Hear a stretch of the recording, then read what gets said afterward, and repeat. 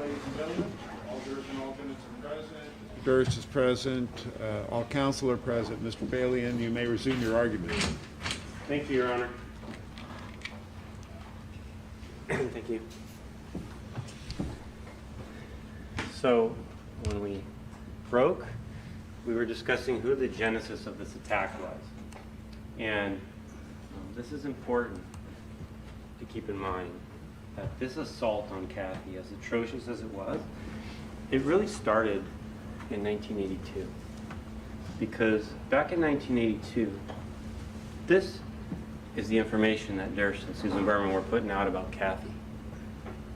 His wife drove a flashy red Mercedes and wore expensive clothing and diamond earrings. She drew attention to herself. What's the point of that? Are you trying to find your missing wife? How does that help? Go into the public with that if you're really trying to find her. He said Kathy had become, whatever word you want to use it, cocaine. He wondered whether Kathy's cocaine habit got her involved with bad elements who might somehow be responsible for her disappearance. He suggests his wife ran away because she suffered a quasi-breakdown. Kathy was doing badly in medical school. She was doing badly in our life. She was unhappy. How's that designed to help find your wife? Ask yourselves, is that kind of media campaign, is that kind of narrative that him and Susan Berman are pushing out to the media, to the police, is that in any way designed to help find your wife? Or is that designed to smear her, to distract the investigation, to make it seem like she just ran away? She's out there somewhere alive. Look over here at all this nonsense I'm putting out in the media. Don't look over here in the South Salem house. Don't search over here where all the evidence is going to be. Go look downtown. I talked to her on the phone. She was in the apartment. That was a lie, right? This is another way they attack Kathy, or defendant attacks Kathy. Kathy's cocaine use caused her to shake, to cry, to tremble. When Kathy was shaking with all of these witnesses who described her emotional trauma. Oh, we lost the screen. When, let me unplug it, plug it back. No, not that. Oh. Kathy was an actress. Kathy was lying to these people. It was the cocaine that was causing her to shake and cry and tremble. Actually, now that I say that out loud, that's easily inconsistent with itself. Is it as defendant says, that Kathy was an actress and was pretending to shake and cry with Ann Doyle? Or is it the cocaine that was causing her to shake and cry with Ann Doyle? Or was it something else? When you say I guess, what do you mean by that?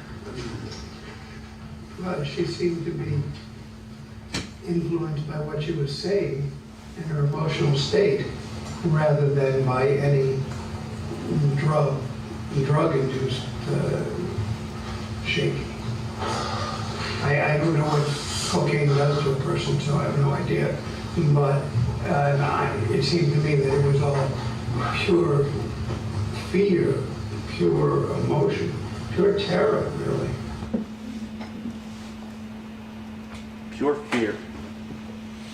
Pure terror. We weren't there. Dr. Peter Wilk was there. We didn't get to see Kathy with our own eyes. Dr. Peter Wilk got to see Kathy with his own eyes. And he came in here through his conditional examination, and he told you all, what I experienced was pure fear, pure terror, not something induced by cocaine, not an actress. The defendant has assaulted Kathy over and over. He says that she was such an addict. She had to attend drug rehab her senior year of medical school. He says she attended outpatient drug rehab at Lenox Hill. She went 4 to 5 days a week for 3 to 4 hours a stretch. It's almost like a full-time job. Now, this is the first time anyone's ever heard this was on the stand to you guys. He didn't say this to Mark and Andrew, Mark Smerling and Andrew Drecke. He didn't say it to John and Lewin. There he is. He didn't say it to anyone until he came here and his wild imagination caught him. How in the world is Kathy attending medical school, which is a difficult thing? I don't know much about medical school other than what I've learned either in this trial or watching Grey's Anatomy with my dog. But, and there's many seasons, trust me. There's a lot of seasons.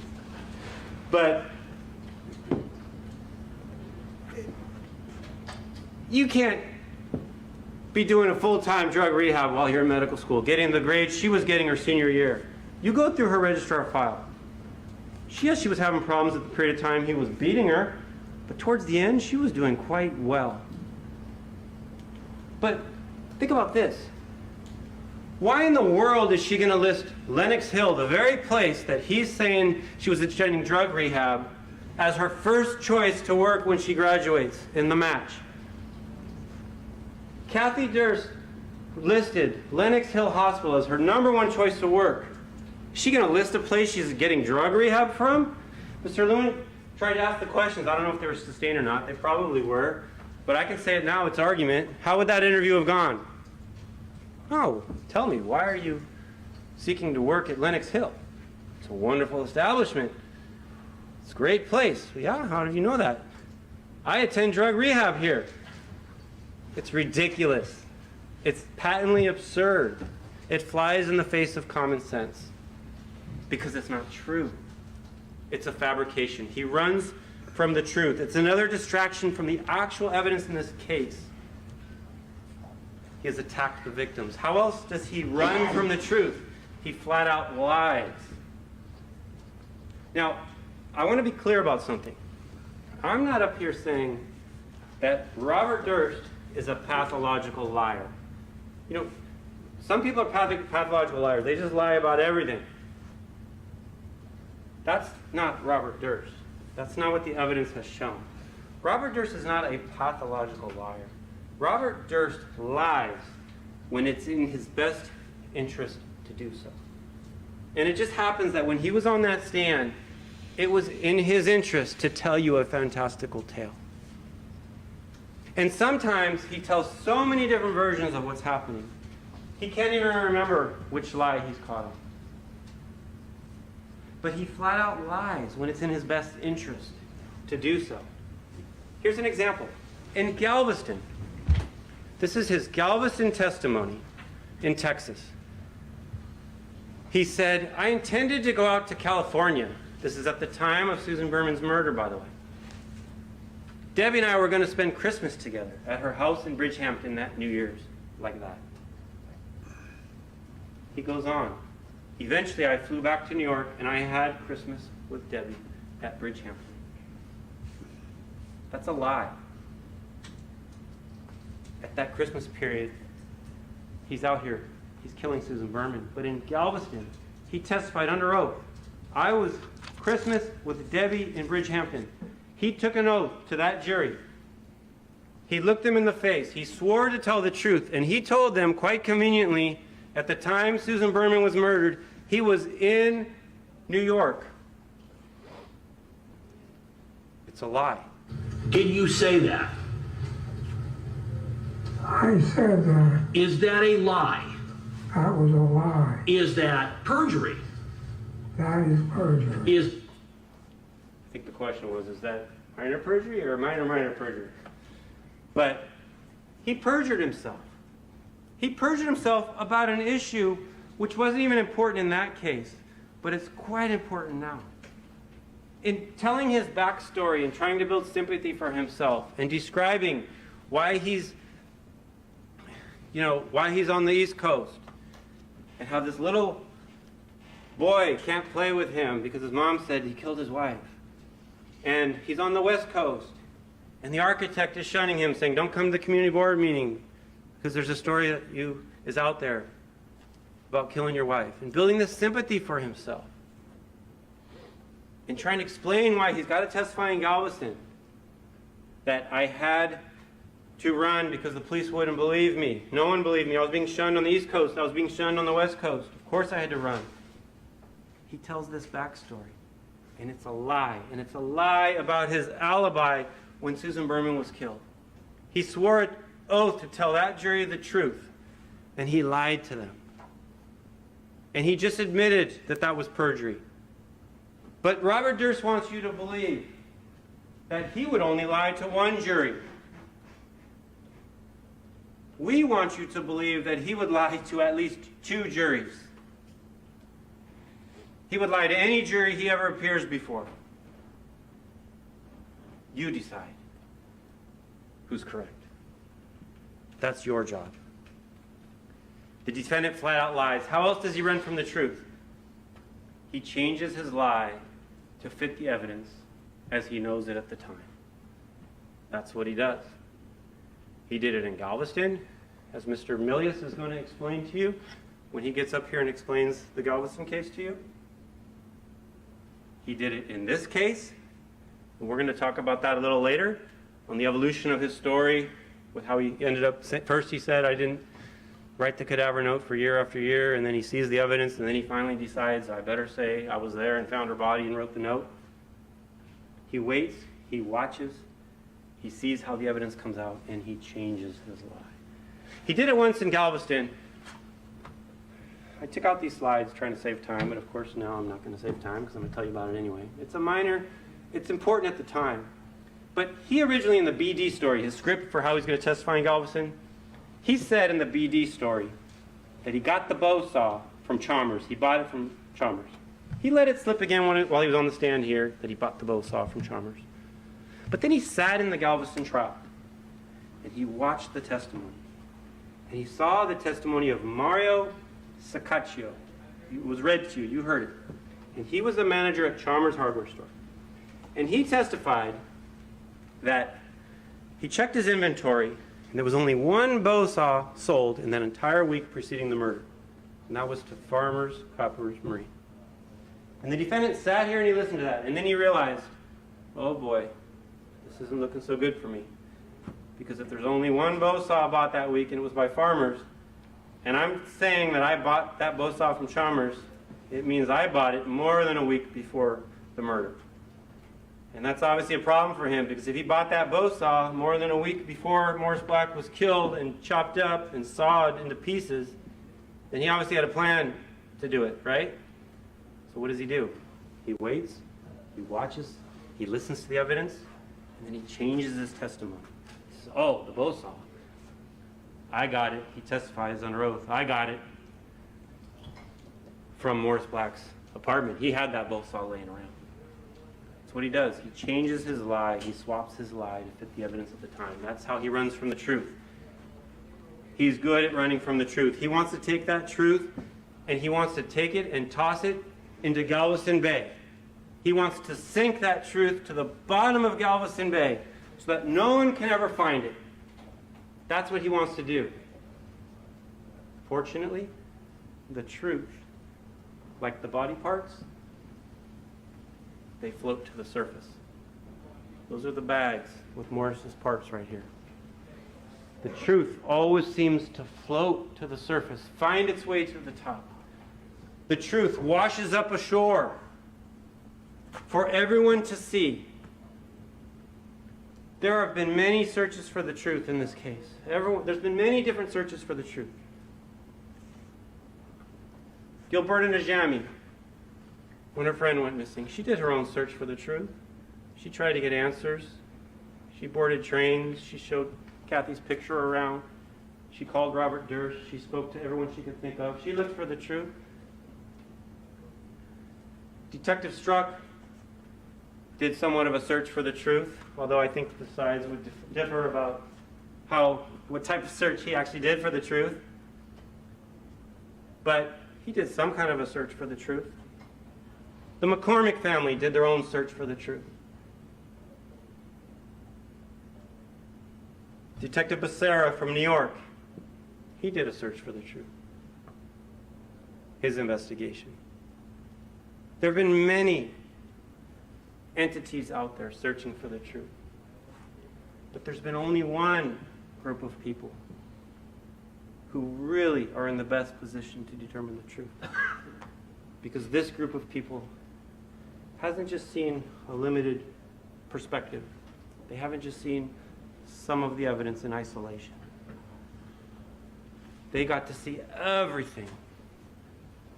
And they got to compare it against each other. And that's this group, seated right before me. You, unlike anyone else who's ever looked into this case, has gotten to see everything, warts and all. A trial is a search for the truth. At its core, that's what a trial is. It's a search for the truth. And as jurors, you bring your life experience, as we discussed, your common sense. You look at the evidence. You compare it against each other. And you determine what the truth is. The defendant is charged in this case with murdering Susan Berman. He's charged in this case with first-degree murder, meaning that the murder was willful, deliberate, and it was premeditated. It's alleged that Susan was killed because she was a witness in the case. It doesn't have to be a filed case. It doesn't have to be an important witness. It's just that she was killed to prevent her from being a witness in a case. The defendant killed Susan while he was lying in wait. Took her by surprise, waited and watched for the opportune moment to strike. Doesn't have to be a certain length of time.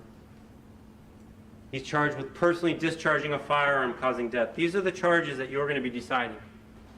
Now, there's no doubt Susan was murdered. There's no doubt whoever murdered her planned this out, waited and watched, killed her, executed her from behind. There's no doubt that that person used a firearm. And if it was the defendant, there's really no doubt that he killed her because she was a witness. So I'm not going to discuss the legal aspects of any of these charges because I don't think they're reasonably in dispute. I think the main issue is, was it the defendant? And if it was the defendant, all of these charges are true. If the defense has some qualm with that or quabble with that, they'll let you know. And I'm sure Mr. Lewin is more than capable of handling it in his rebuttal argument. Can you deal with that? He's nodding his head. He doesn't shy away from challenges, Mr. Lewin. But those are the charges. And so what has he been running from all these years? To answer this question, we got to go way back.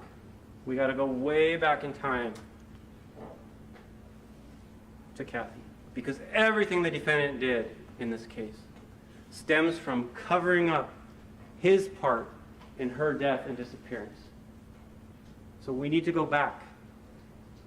And this is where it started with Kathy and the defendant. This is our wedding picture, and you might think to yourself, well, there's 3 people in this picture.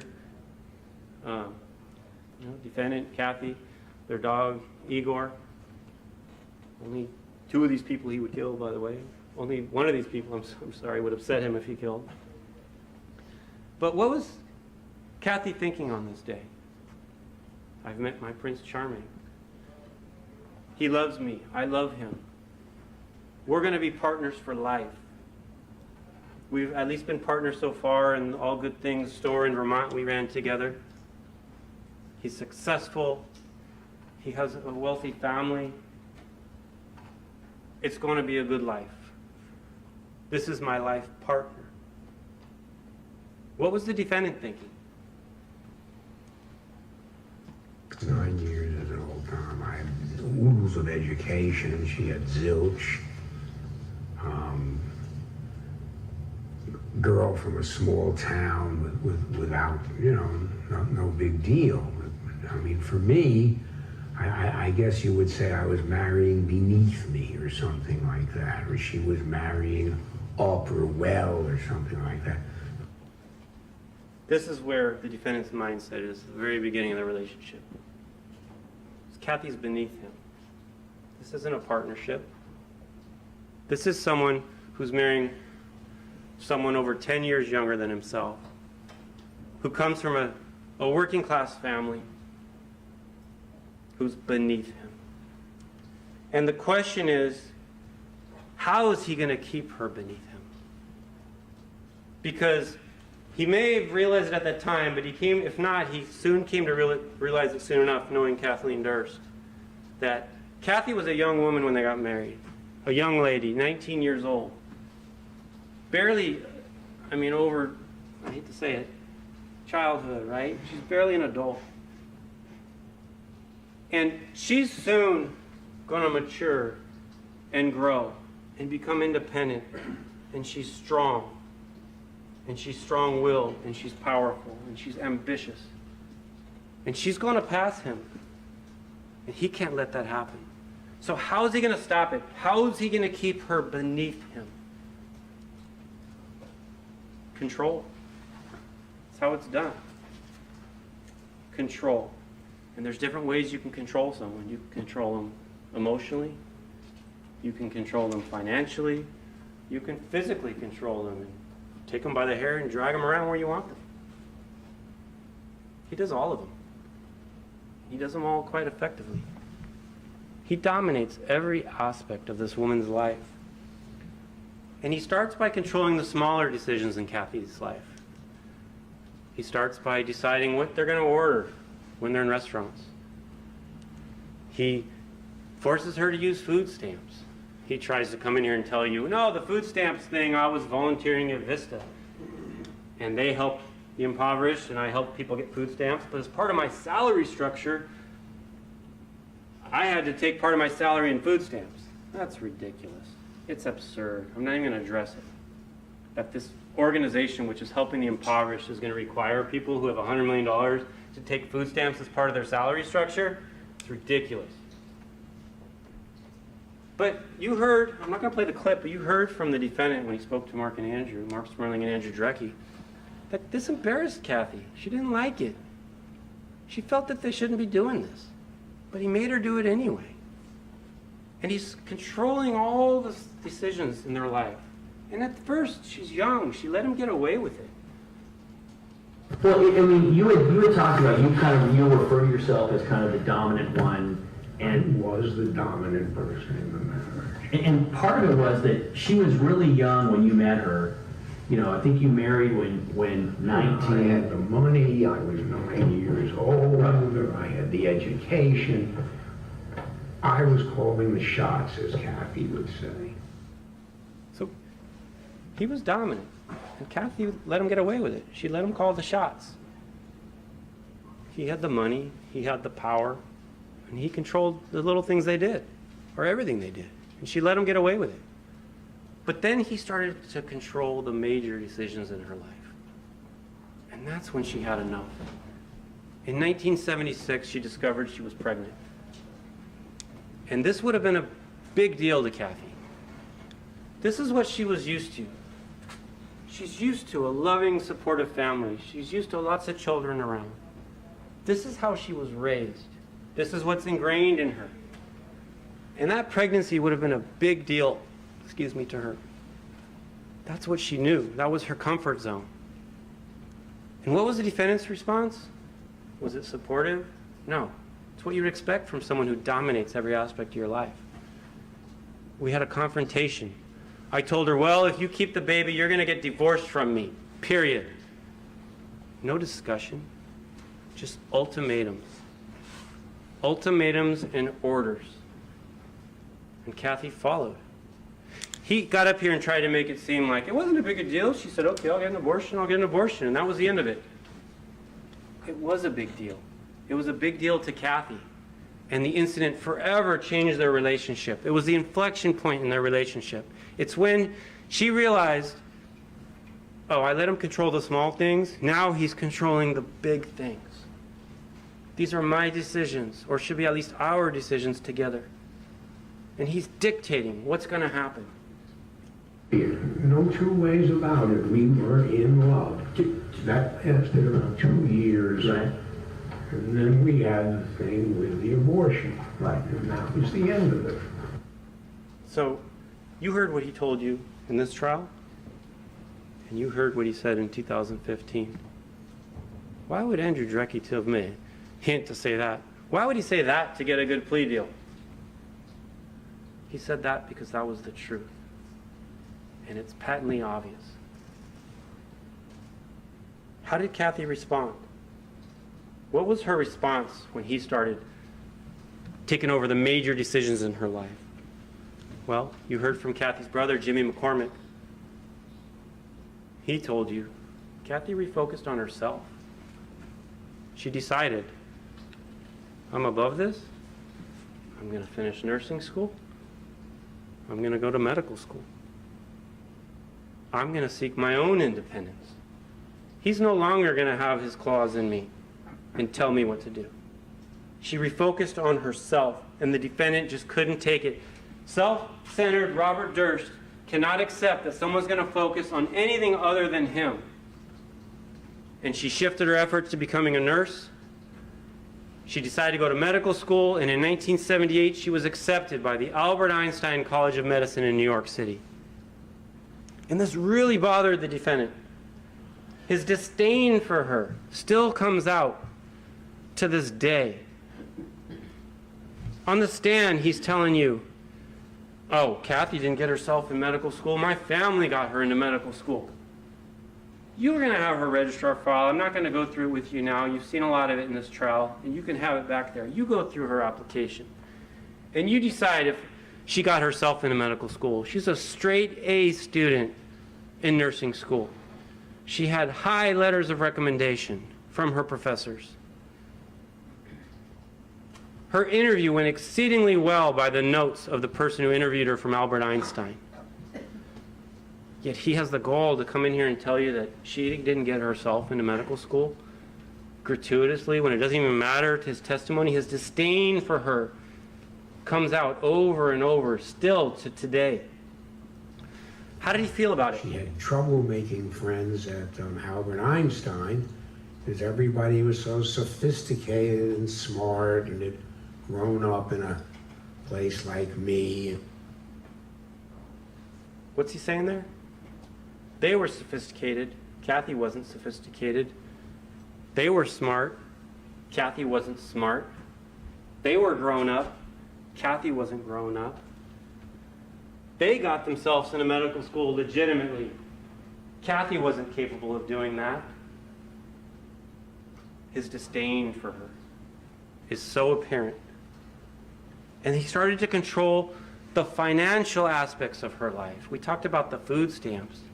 But what about these student loans that this wife of a person worth $100 million was taking? Now, there's nothing wrong with taking student loans. I'm not saying there is.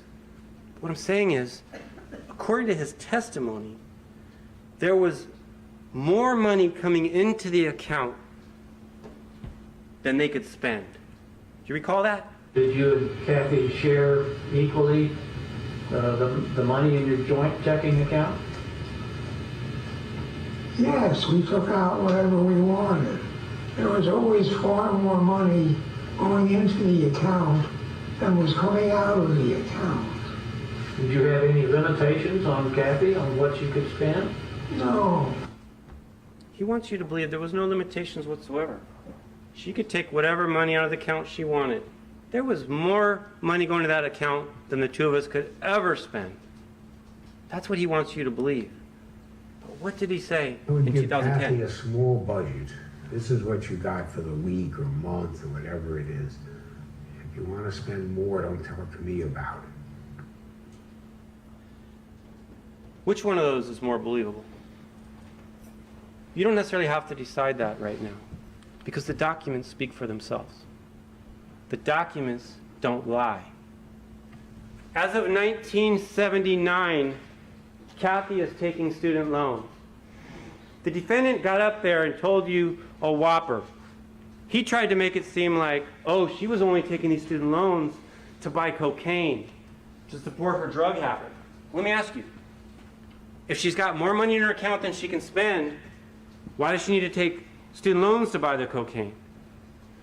He also said her cocaine problem started in 1981. You recall that testimony? Her cocaine problem started in 1981, according to him.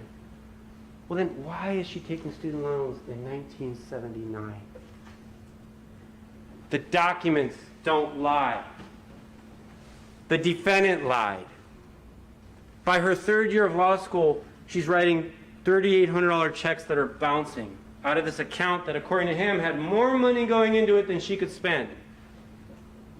More money going into it than she can spend. Then why is she bouncing checks to her law school? Why her 4th year is she having to demean herself to the point of going into the school and taking $600 emergency loans? Why? Because financial control. Because if he didn't want her to do it, and she was going to do it anyway, then she's going to have to do it on her own. And he tried to hold her down, but Kathy refused to be held down. You don't want to support me? You don't want to support me in my medical school efforts? Fine. I'll take student loans and I'll support myself. You don't want to support me emotionally? Fine. I've got my family for that. Kathy refused to be held down. Jimmy McCormack described this best. By the time Kathy was graduating from nursing school, she had grown up, grown smarter, and I believe she had grown past Bob intellectually, emotionally, and with a purpose. Kathy had a purpose. She was going to be a caregiver. Kathy had grown up. Kathy refused to be held down. Kathy refused to be controlled. And how did the defendant respond to losing this control? And she was taking control of the marriage by threatening to divorce me. And I figured, you know, if we just drop the lawyers, maybe I'll be here in 6 months again with the same thing, because I hadn't changed. I was still the same controlling person. I wasn't about to have her telling me what to do. She had gotten there to a large extent. He wasn't about to take that. No one was going to tell Bob Durst what to do. He certainly wasn't about to have his wife, Kathleen Durst, telling him what to do. He's in control, not Kathy. And so how did the defendant respond to Kathy's burgeoning independence? He attempts to regain control through escalating emotional and physical abuse. And I'm going to talk about the emotional abuse first, because in many ways this is the worst kind of abuse. It's meant to hold someone down. It's meant to make them feel less about themselves. It's meant to make them feel undermined to such an extent that they can't do things on their own. It's meant to make them feel like they need him, so they got to stay with him. It's meant to make them feel lower than him, so that they don't leave him. And what was the emotional abuse that he inflicted on Kathleen Durst? Well, Ann Anderson Doyle was their next door neighbor, and she would describe frequent times when Kathy would come running over after they'd had a fight. And a lot of what she talked about was this type of demeaning and emotional abuse designed to assault Kathy's very soul. Well, he would call her words and names and demean her and, you know, not support her. And What words did he call her that you remember? well, he would just call her like, you know, like skank and that she wasn't good enough and she was a nobody, and who did she think she was? And It went on. Did she tell you that he called her stupid and an idiot? absolutely stupid and idiot, that she wouldn't, there was no point in doing medicine, and like all these kind of, I mean, it really a general sense of assassination, character assassination, or confidence. A character or confidence assassination. That's what emotional abuse is designed to do. It's an attack on Kathy's confidence. It's an attack on her confidence. It's designed to make Kathy feel like she can't do anything without him. She's stupid, she's an idiot. There's no point in doing medical school. And that's what he tried to do. That's how he tries to hold her down beneath him. But it ain't gonna work. Not with Kathleen Durst, because she's strong. she's what we would want of all of our daughters and sons. To stand up on their own, to try to make their own way in life, not just to rely on someone else for your support and your happiness. And it didn't work with him, so what does he have to do? He's got to go to physical violence. The emotional toll is not working. It's not holding her down. She's still standing up. So now I've got to beat her down. There was no emotional abuse and there was no physical abuse. I don't know what trial he was watching, but he got up here and he said, there's been no evidence in the record of any physical abuse or emotional abuse. You heard the witnesses. You heard the testimony. You saw the documents. You heard what this man said in 2010 and 2012 and 2015. Maybe he just doesn't feel that dragging your wife out the house by her hair is abuse. Maybe that's what he thinks. But the reality is that Durst freely admitted this abuse. She said the two of you went to a party and that you were both drunk and you came home, and that was the first time that she remembers that you had hit her. You had an argument and that you slapped her or something like that. Do you remember that? No, I don't remember the first time I had slapped her or hit her. Do you remember other times that Oh yeah, by 1981, our life was half arguments, fighting, slapping, pushing, wrestling. You guys remember the first time he slapped her? Really? How many times did he slap her? How many times did he push her? How many times did he beat her that he can't remember the first time it happened? This clip is just one example, and it's a minor one, but it's so illustrative of what their life together was like, what it was like to be Kathleen Durst. And so I think it bears repeating right now. It was a big cup of soda, big, whatever you want to call it, glass of soda, plastic, of course. And what was, do you think it had to do with sitting in the car and that feeling of... Yeah, it was an hour and a half from home. You want to, get one of these lousy hamburgers and soggy French fries here. You just wait a little while, we'll be home. And I don't want to spend a whole lot of time waiting here. And she was, excuse me, running in. And she went in and came out half an hour later. And I said, this was supposed to be quick. And she said, well, they're just closing it, and I had to get them to turn the grill back on. Something like that, ridiculous. And when you did it, when you threw the liquid on her or whatever, did you throw the cup at her, or did you throw the No, liquid? I threw the liquid. And so she was wet? She was wet. It was cold. Right. And you drove home like that? She drove home like that. And after it happened, did you have, when you had these incidents periodically, did you have, did you feel bad a minute later, or did you feel like justified? Did you feel Absolutely justified. We just wasted all this time to get this yucky stuff. And that's a snapshot of what life for Kathleen Durst was like. For every time he threw a soda in her face and made her drive home wet, because somehow he felt justified, because she made him wait an extra 15 minutes in the car. Imagine how many other incidents there were. That's what life for Kathleen Durst was like.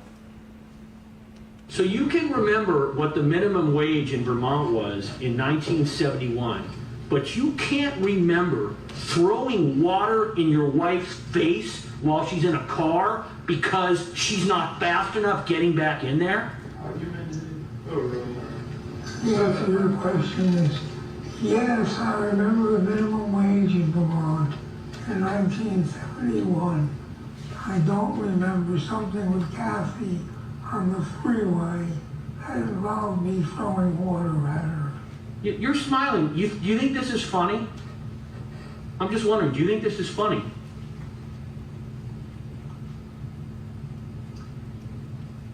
sitting here, it's funny that whatever this incident was, it was so trivial I forgot it. It was so trivial he can't remember. I'm sure it wasn't trivial to Kathy. If Kathy was alive, I'm sure she'd remember it. I'm sure that anyone who endured what Kathy had to endure at his hands would remember exactly what it was like. Yet he gets up here and tells you that's so trivial, he's laughing, he thinks this is funny, that he can't remember it. Mr. Lewin, you're so crazy, you're bringing up some simple incident of throwing water in her face, you expect me to remember that? I did way worse things to her, you expect me to remember that one? It's not trivial. It's a pattern of abuse and control that is escalating in nature. It's a treacherous path, and its most logical and natural end is her death. It is not trivial. By 1981, Kathy was preparing for a divorce. The defendant wants you to believe that he was shocked by this. Were you having problems in your marriage? Not that I knew of. Not that I knew of. I don't know what. Nothing bad was going on. He wants you to believe that he was clueless if there was any problems. Everything was honky-dory. Kathy created the problems, not my abuse. He tried to convince you that it was all Kathy who was causing the problems. I kept trying to get Kathy to tell me what the problems were. And she said, we've always had problems. I felt like I was talking at myself. That's what he wants you to believe. But notwithstanding his testimony, we have documents from 1982. And these documents show their situation was worsening. And there was acrimonious letters between them. This is a letter from defendant to Kathy, sent in 1981. In June of 1980, you told me you want your own space. And at your request, I moved out of the apartment. At that time, I hope my life with you would soon continue. That attitude is no longer realistic, and at this time, a divorce seems the only possibility. He wants you to believe there was no divorce, and he's maybe hiding under technicalities that maybe they hadn't filed the petition in court yet. Oh, they were in the midst of getting a divorce. There's also multiple affairs going on. One of them is with Prudence Farrow. He dated Prudence Farrow in October of 1981, he says.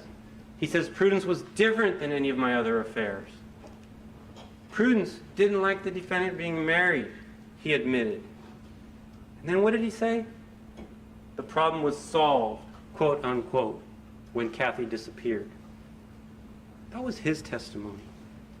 Think about this. He's in the middle of these divorce discussions with his wife. He's having an affair with someone who meant more to him than any other people he ever had an affair with. And she doesn't want him to be married anymore, Prudence Farrow. And he says the problem was solved when Kathy disappeared? And then based on his testimony, he continues to date Prudence Farrow even after the divorce? This is Janet Fink Shaw, and she told you the affair with Prudence Farrow was one of the reasons Kathy wanted a divorce. It was important enough to Kathy. So who wanted this divorce? It doesn't really matter who wanted the divorce. It's really not important who sought the divorce. What's important, and it's not even important whether papers were filed in court, what's important is that these two were in the middle of an acrimonious situation. There's multiple affairs going on. There's physical abuse going on. There's emotional turmoil going on and control. And Kathy's at her wit's end. And it's a very volatile situation. That's what the evidence clearly and unambiguously shows. And it's beyond any reasonable dispute. And from a defendant's perspective, what did Kathy really want? What did she really want?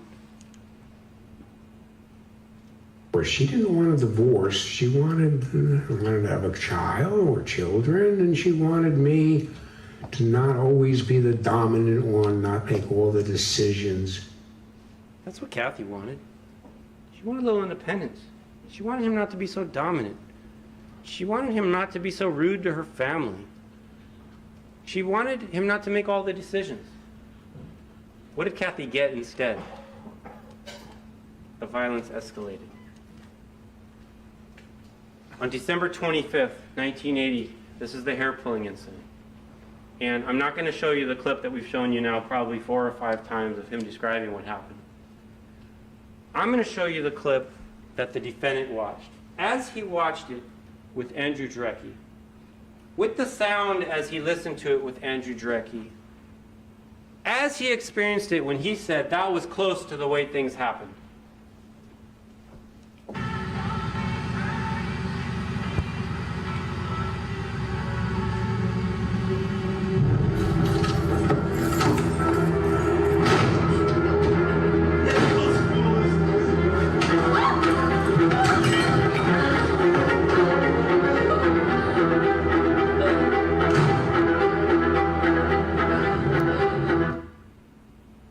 That's what he sat and watched with Andrew Drecke. And what was his response to that? That was close. That was close. Now, whether a chunk of her hair came out or not, I don't know. But either way is close enough. That was his response. So why is he saying it was close? Because it was close. Jimmy McCormack was there. He told you what he saw. Yeah, there was a Christmas gathering at my mom's house. We had our sit-down dinner, and then the sit-down dinner led to an after-dinner cocktail.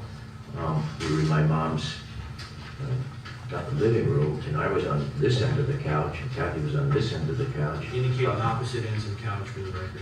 Opposite ends of the couch, as close as I am to this gentleman. And opposite me was my grandma. She was Grandma Soft. She was going to be 90 that year. And Bob had, started the process of going home, but he had to warm up the diesel. It was a 210 diesel, which is a diesel that, you have a gallon of gasoline into the diesel if you just keep it from freezing in the wintertime. So he went out to warm up the car, and he was kind of like impatient. And Kathy was sitting there with a glass of red wine and a bottle of beer. And unfortunately, I probably would be thinking of this till the day I die, but next thing I know, Bob insisted that she get up. And Kathy wanted to continue a conversation because the glass was empty. With myself and my grandma. And he got impatient. He went out, and then he came back in very quickly. Walked over as quickly as a very quick step. Grabbed Kathy by the top of her head like that, and yanked her, and she went with the yank. Let me stop you. Yes. He said it was close because it was close, because that's exactly what happened. And does he have any remorse for how he treated Kathy? Did you apologize to Kathy and to her mother particularly about that incident? No, Why not? I thought I was in the right. Kathy had agreed to leave after a certain number of hours. A certain number of hours was up. Let's go. His disdain for Kathleen Durst, his anger towards Kathleen Durst, still exists today.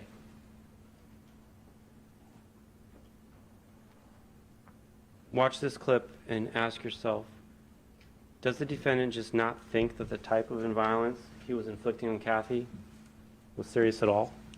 Do you agree that what was portrayed on the screen, do you find that to be a violent and offensive act? Slightly. Slightly. Okay, can you explain why only slightly?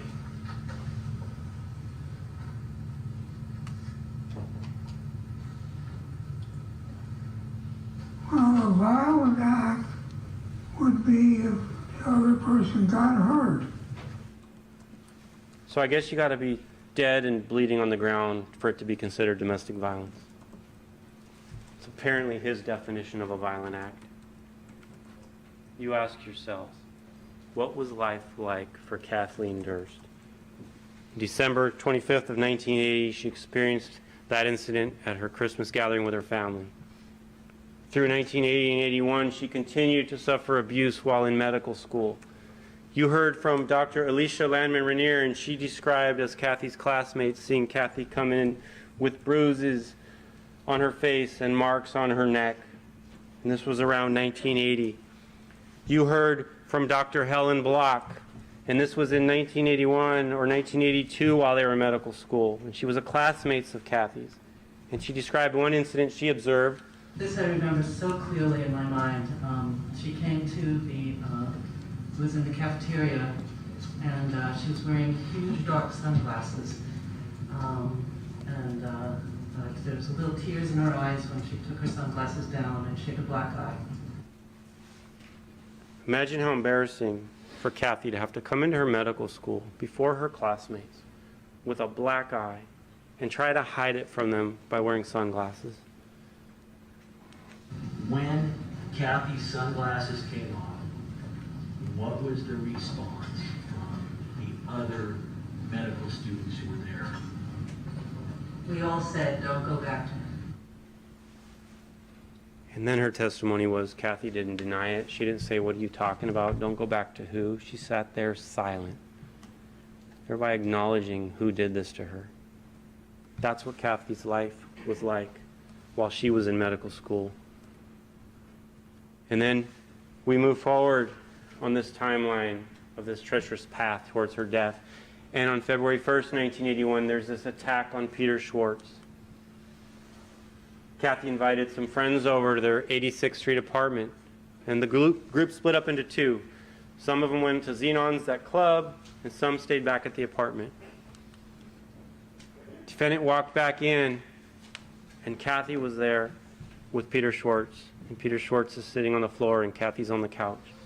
And the defendant sees the two of them in the room and immediately looks enraged. And he says, well, you're the only guy in here. And he acknowledged, he said that on the stand. And he rushes forward and kicks Schwartz in the eye with his pointy boots. Kathy immediately warns everyone he has a gun. He went to the hospital, Peter Schwartz. He had x-rays taken. He had a broken orbital bone around his right eye. He suffered an injury to his back from when he was rushed a second time and pushed against the radiator, as he testified to. You saw his conditional exam testimony. And how does the defendant describe this attack today? So what happened next? I leaned forward across the coffee table and upended the dinner plate with the cocaine on it. Peter Schwartz grabbed me by my shoulders, and the two of us fell down. You heard him describe that you kicked him. Did you kick him? Not when we fell down. I think he hit his face on the coffee table. He might have hit his face on my foot. I'm lucky I'm wearing a mask right now because it's almost laughable. Really? It's like saying Kathy's face hit your fist. I'm surprised he didn't try that one. He tried everything else with you guys. It's ridiculous. Peter Schwartz reported this incident to the NYPD's 19th precinct. And in addition to contacting the police, on January 22nd of 1982, he filed a civil suit against the defendant over this assault. This is going to become important later because remember, this is going to be the impetus for what really upsets Kathy the night she disappears, when she finds out on the phone that this case was dismissed and the leverage she thought she had in her divorce was going away. Just keep that in mind. That's the importance of this. But I want to just pause for a second and ask, well, this is an assault against a man. Is this domestic violence against Kathy? And I want to tell you that it is. It's injuring this man in front of her. It's telling her, you're going to be alone with this man? Watch what I'm going to do to him in front of you, and you can't stop it. And you just think what's going to happen to you next. It's a way to control her. It's a way to dominate her. And it's a continuation of this domestic violence. And by March 4th, 1981, Kathy's at her wit's end. She's being abused, she's being tortured, and she meets with Dr. Peter Wilk at her medical school during one of their, I believe, routine meetings. And what did Dr. Wilk tell you? He was in charge of her surgery rotation. He met with her on March 4th. He said, I had never spoken to a person in that emotional state before. We already heard the clip earlier where he described the pure terror, the pure fear that he witnessed. He said, I've probably thought about that meeting 1,000 times in my life. I'd remember the session without notes even today, all these years later, almost 40 years later. But he had notes. And he wrote them down. And he described you. He read them to you. And he described what Kathy told him. Her life was a mess.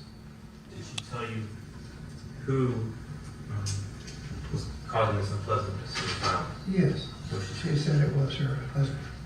She mentioned that she had been married for 8 years.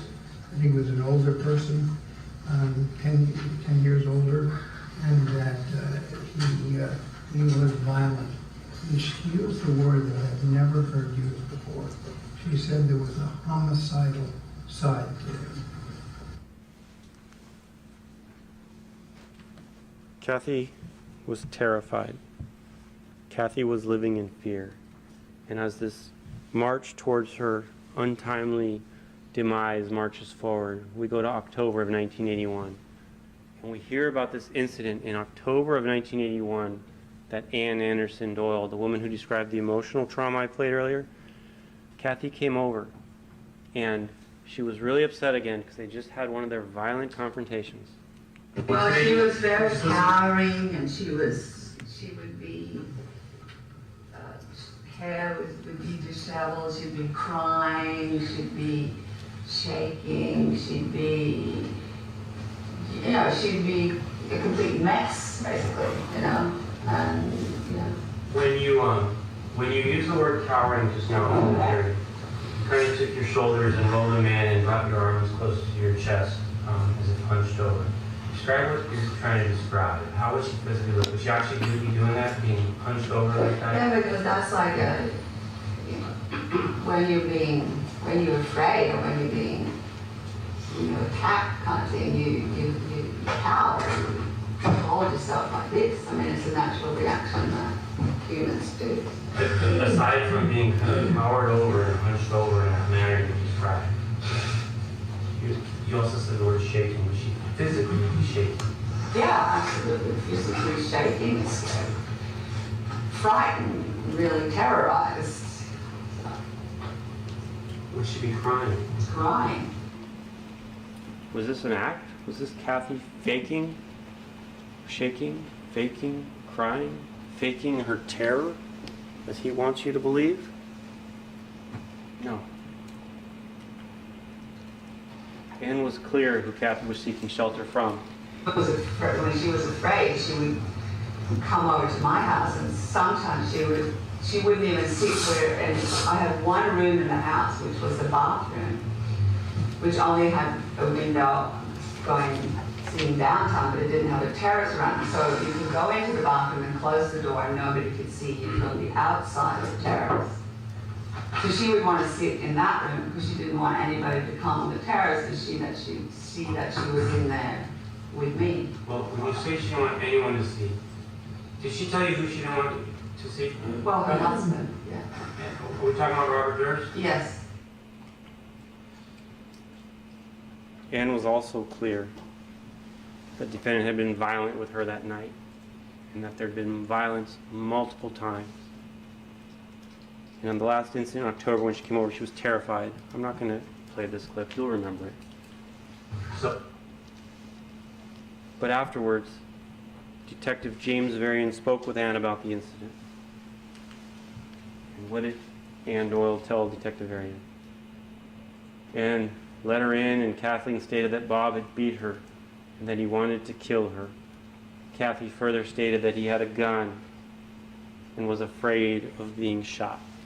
This is what Kathy tells Detective Varian. And what's the defendant's excuse? Why he wouldn't have a gun?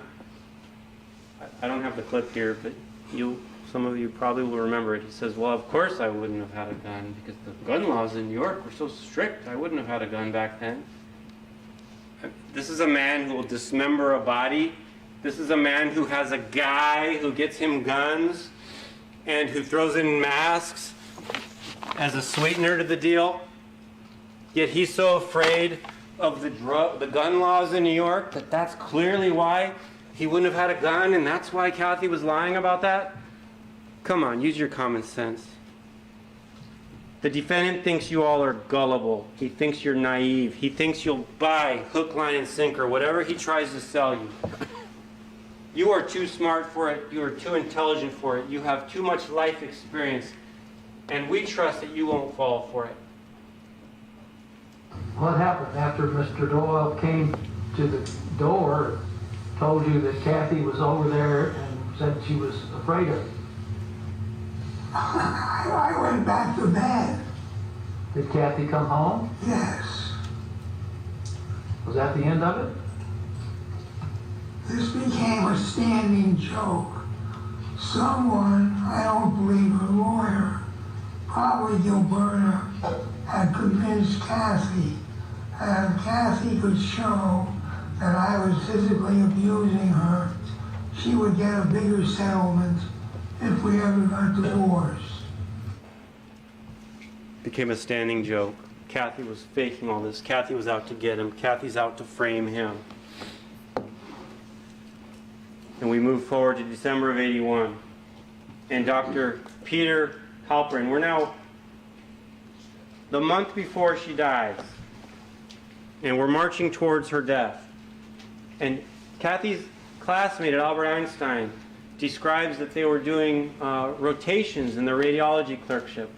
When the resident asks them a question, like, the resident, they're with a patient, and they're quizzing the students, saying, what's the answer to this? And Kathy just freezes. She appeared very anxious, and she appeared frightened, and she appeared unable to speak. And Dr. Halperin is so worried about it. Later that evening, he calls Kathy to make sure she's okay and to find out what happened. And here's what he got. She said that there were problems in the marriage and that things had escalated to the point that she felt unsafe.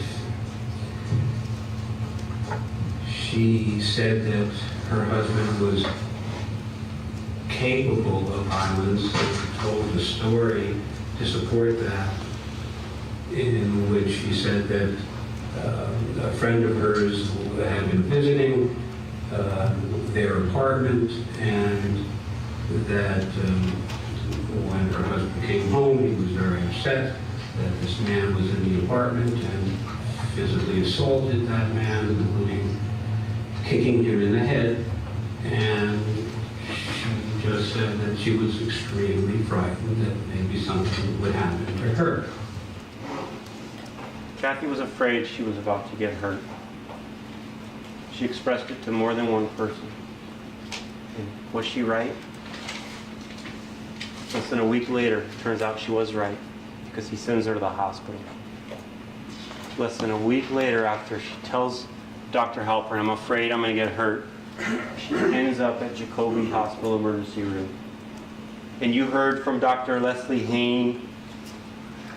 She told you she's been an ER doctor her entire working life, just about. And she described the injury to you in detail. Ecchymosis to her right eye, caused by blunt force trauma to her right eye. In common terms, she told you it was a black eye. She told you how hard that hit, slap, or punch would have had to been. And it wasn't just a slap, it was a full-armed, full-powered swing to cause that injury that she observed, this doctor. And what's his answer to this? Dr. Haynes was wrong when she said it was a black eye. We're supposed to ignore the word of a doctor who's devoted her whole life to helping people in the ER room and say she was wrong because the diagnosis of Dr. Durst was, oh, she was wrong, it wasn't a black eye?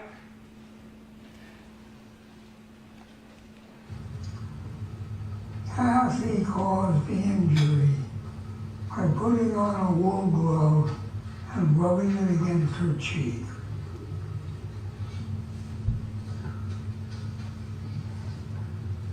She put on a wool glove, rubbed it against her cheek. How did that give her the black eye? I said she did not have a black eye, she had facial abrasion. She didn't have a black eye, because in telling this detailed tale to you all, I forgot when I said she put on a wool glove and rubbed her cheek that it was actually a black eye, because I forgot what the medical records actually said. Because when you get caught up in all the details, if you're webbing lies, you forget what those details are. And you got to work on the fly from the stand. And he does his best. He tries like a champ. But he just got that one wrong. Because you have the medical records. And she had a blunt trauma to the left side of her face. You'll see the records. There was ecchymosis to her left eye. Dr. Haynes told you it was a black eye. And these are Dr. Peter Wilkes' notes. And this is what Kathy was facing. These were words that he wrote in 1982, March 4th, when he met with Kathy. Lingering death. Can't guarantee her safety. Homicidal side to him. That's what Kathy's life was like at the end of 1981, leading into 1982. She was suffering a lingering death. May I have a moment to change my presentation real quick, Your Honor? I would like to use the last few minutes I have. Yes,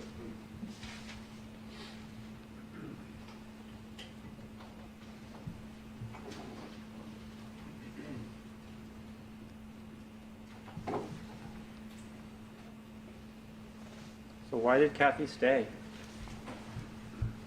Everyone who she talked to was telling her, you got to leave this guy. He's going to hurt you. You heard that from many witnesses. Dr. Peter Halperin told her, you got to leave him. Dr. Helen Block and her group of friends, when they saw the black eye, said, you got to leave him. You're going to get hurt. You, knowing the end of the story, want to shake Kathy and tell her, run away. This is not going to end well for you. So why does she stay? Defendant, you heard from the defendant? Probably one of the best domestic violence experts you heard in this case was the defendant, based on this statement alone. Yes. She's always afraid to go home, but she always goes home, and she's always leaving me, but she never leaves me, and she hates me, but she loves me. It was absolutely Kathy. He understands domestic violence. And it was not absolutely Kathy.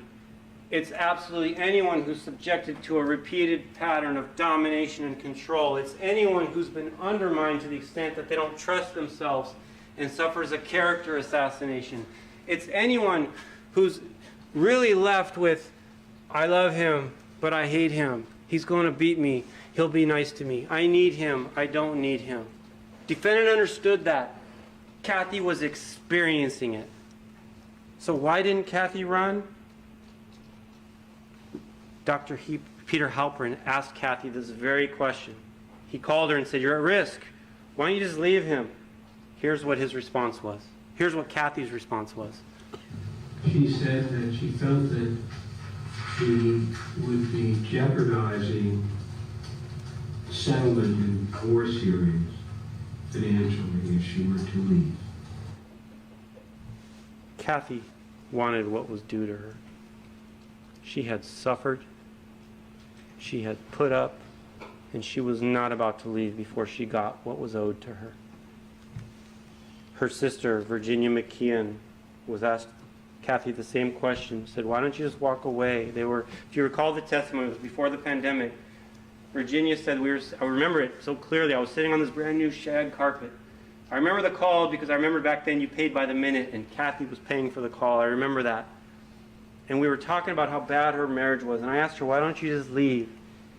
And Virginia told her just to walk away, come back, live with Mom. Mom will take care of you. You have a supportive family. Kathy said she wouldn't leave because she just wanted to get what was due to her. Dr. Miriam Watlington, her professor and mentor in nursing school, testified before you. And she also asked Kathy a similar question, and she got a similar response.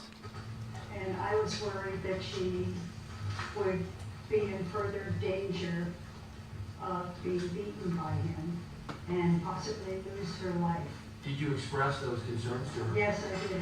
And what was her response when you expressed those concerns? She said, I'm going to leave him soon, but I want to stay for a little longer. Did she explain to you why? Yes, she wanted to get paperwork and things like that to justify a proper type of settlement from him in divorce proceedings. So why did Kathy run? The fact that we've been asking this question knows that the natural end to this progression of violence was going to be bad. Kathy was in the tunnel. She could see the light at the end of the tunnel. She was reaching out to it. She was about to graduate medical school. She was about to gain her freedom. She's about to gain her financial independence from him in this divorce. And she's almost there. She can see the light. What Kathy didn't realize was that light was an oncoming freight train, ready to run her over. You know, this would be a good time to break. Thank you, ladies and gentlemen. We'll break until 1:30. Do not talk about the case or about any of the people or any subject involved in it with anyone, including the other jurors. Do not make up your mind about the verdict or any issue until after you've discussed the case with the other jurors during deliberation. You're excused until 1:30.